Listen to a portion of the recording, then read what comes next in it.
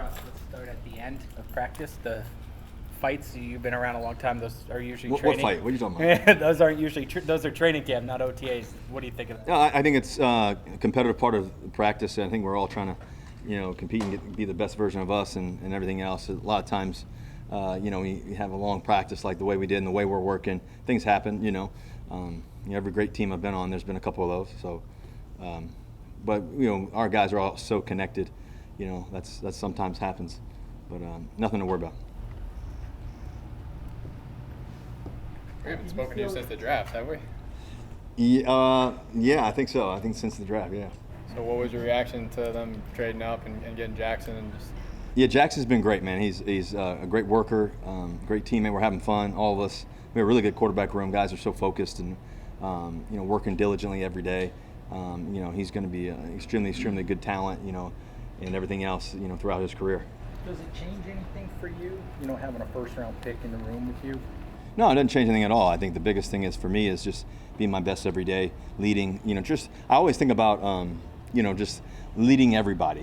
Just leading every room, every moment, every time I get to step on the white lines, and the opportunity of that. We had a great dinner the other night. All the guys, brought all the O linemen and quarterbacks and running backs together. We just had a good time, just tons of laughs and good time together. So, just I think the fellowship of it all is the best part right now. Obviously our work ethic and what we're doing in the field, but when it comes to just the tight-knit culture that we're continuing to build and continue to grow, and we want to have a championship football team, and in terms of our mentality and our approach and how we go about it, and it's not just the games, but it's everything that leads up to that, and that's the fun part about the game of football. A lot of guys view it differently, Rob. A lot of guys view it differently, whether say, okay, part of my role now is to be a mentor, or hey, I just go back and do my business and it happens naturally. How do you sort of view that?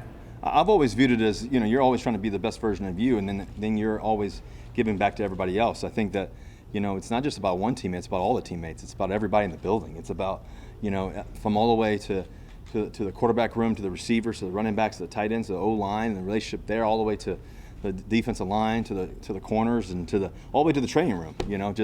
My relationship with Bobby, my relationship with Tim, and running the equipment, all the way to the staff and everybody who's helping us and making food. All that part is everybody, and I think those are the relationships to obviously Coach Wellman and what he's doing, and Coach Wilson too, and how they're leading us in the weight room. So it's like, to me, it's all inclusive, and that's always the approach. Russ, can you give us a little insight into how the quarterback room works as far as, who's taking charge? Is it a group collaboration? How does it work? Yeah, we always communicate. I think that the best quarterback rooms I've ever been in, and they're always super interactive. Our meetings are interactive. Coach Daves does a great job, with interaction. I think Kafka does a great job of interaction. Coach Shea, all of our coaches do a tremendous job of communicating. And so I think that we have, really good teachers of the game. That's been the really fun part. I've had a lot of fun, coming in here and just being a part of that, and then leading in every way. My role and my responsibility, obviously, to help our football team win, but also to lead in every way.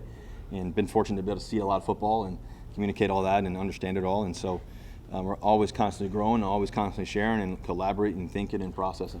You mentioned that you're always learning. What have you learned being, you would think you've seen it all, done it all now, but what have you learned so far? Yeah, there's a lot of things I still want to accomplish, and so every day I'm just constantly focused on that part of it. I think that for me, every time I step into the white lines, I want to be my best every day, and understanding that you're just constantly growing. There's constantly things to learn and everything else. So I think the cool part here is just the fellowship with the guys, knowing what JMS is like, knowing what runs is like, knowing Theo and Wandell, knowing what Nabes is like, and just being next to him in the locker room, and just different guys. I think all that is important.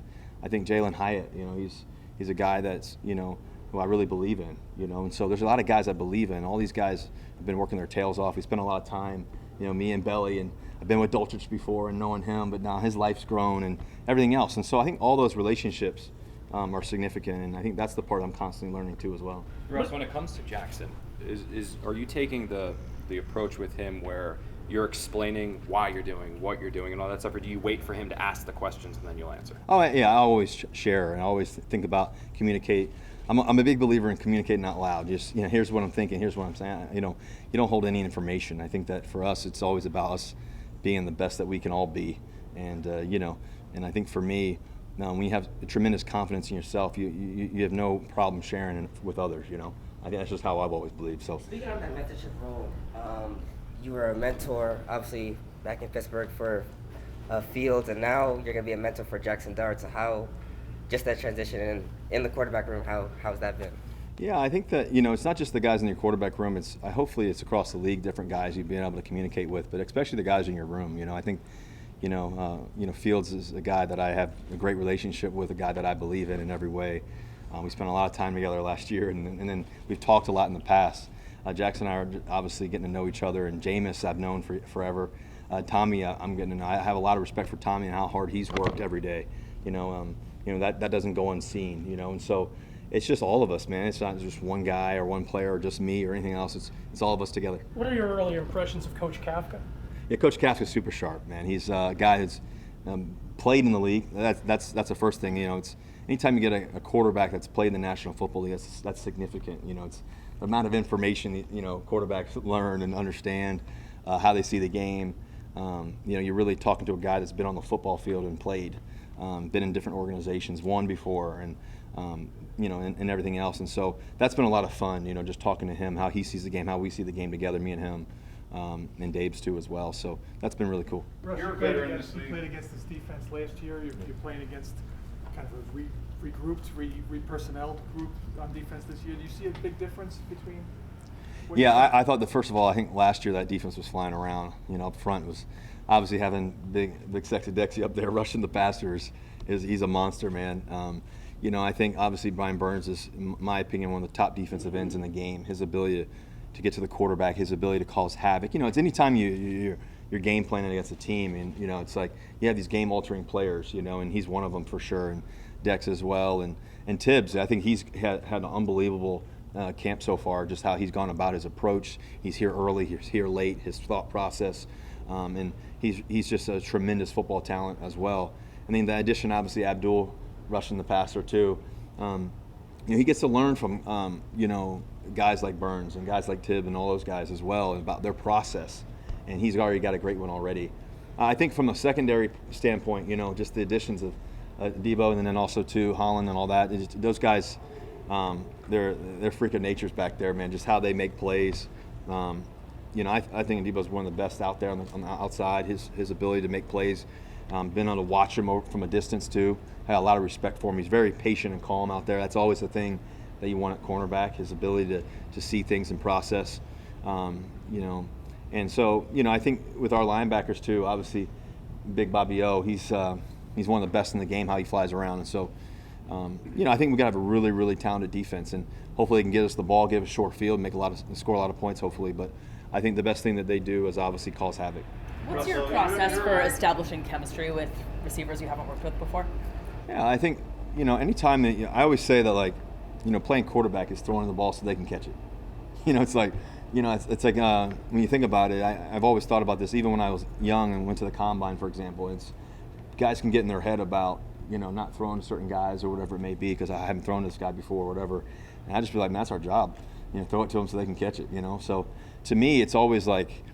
I think the work ethic of our guys is what sets the tone. And I think Coach Groh does a great job in that room, but just the work ethic of our receivers, their diligence, the time we spent in the offseason has paid off, the time that they've worked in their walkthroughs, all the way to how they've approached that, to obviously our approach in practice and the speed that they play with. You saw Slayton catch that bomb today, I threw it to him, and just his ability to make plays down the field. Jalen, I'm really excited about him and what he's done so far. Obviously, Wandell is his ability. Neighbors is, obviously one of the best in the game, if not the best in the game of what he does. And so just, we got a lot of guys, and so I think, I've also been really impressed with our backs.